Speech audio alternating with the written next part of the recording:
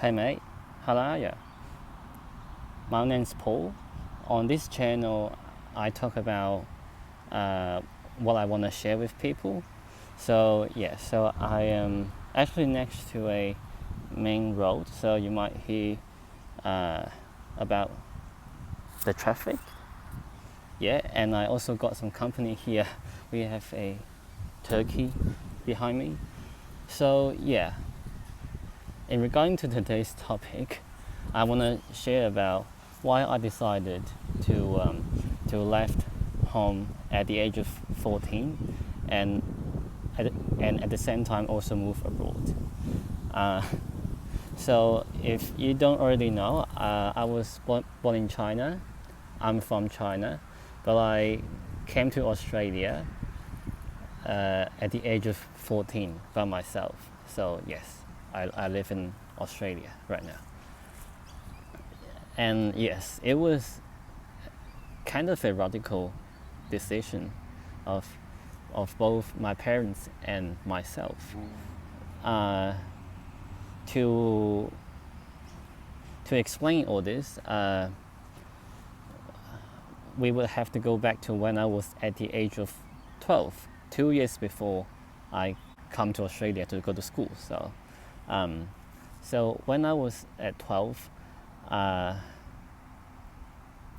my family, so my parent and I decided to come to Australia for a vacation. We went to Melbourne, Brisbane and Gold Coast and the whole vacation lasted for 11 days, and we had an amazing time here in Australia. And that's how we kind of built our rapport towards Australia. It was my first time actually traveling abroad, and my first time being in a Western country. To a degree, you would have like a rose color goggles on. Just how clean the air quality is here in Australia compared to China, and how much greenery you have, and also just the food. The food. People say, "Oh, you're from China. You guys must have great food there."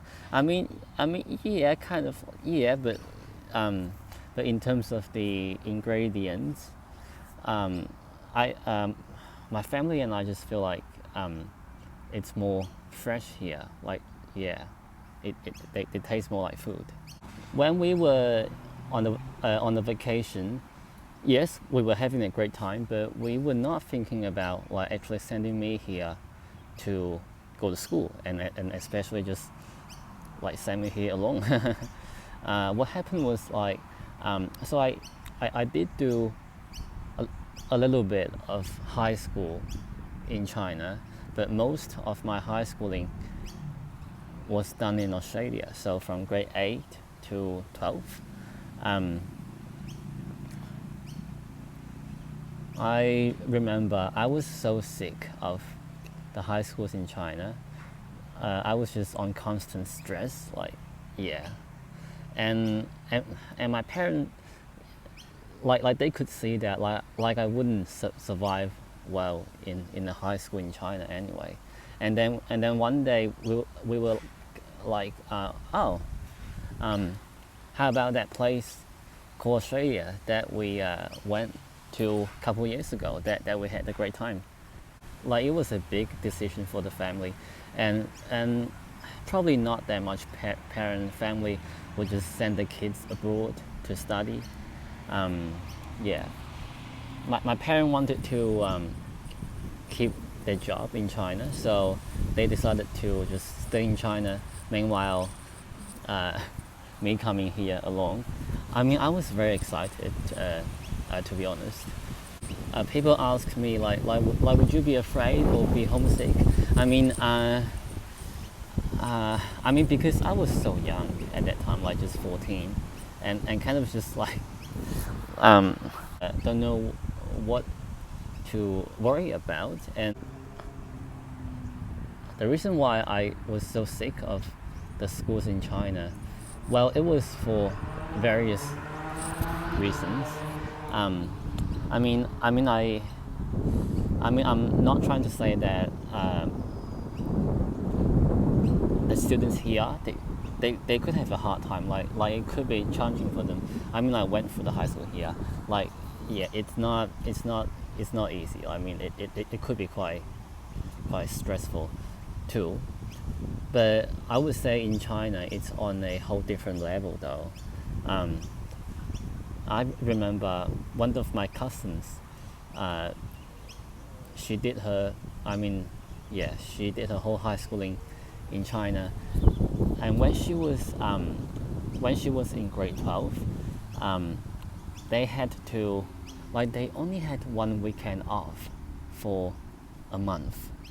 And that was, yes, in grade 12 in China.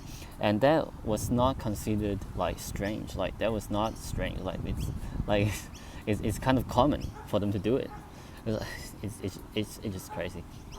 And like how, like most high schools in China, you people just like you live in the school. Like, for high schools in Australia, pretty much only the private schools, which like the boarding schools will be pretty much just all private.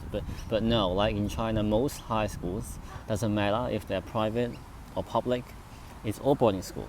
Even if your home is just across the road, you will still need to live in the school. And yeah, and that's and a whole nother thing.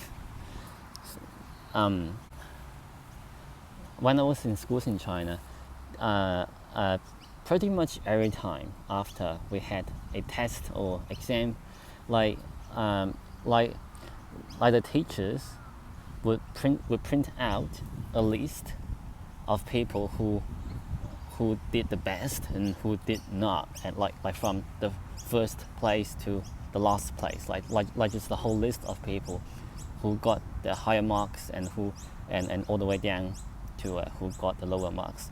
And we had like 50 people in the class, and that's just usual in China. So that's kind of like public shaming, like people who were at the bottom, who didn't do so well, shaming them. It's not good. It's just not good. Like Chinese schools and Aussie schools, they're very different things. It could be another, yeah, it could be another whole new video. I guess that's about it for today. Thank you for watching. I'm still trying to get used to talking towards a camera. So if you enjoyed this video, please don't hesitate to give it a like. See you next time. Let me add a little thing that I didn't say before. The teachers would not just print out this list of people's mark from the top to the bottom, but they will also stick this list onto the wall of the classroom, and then anyone who walk by could just see it.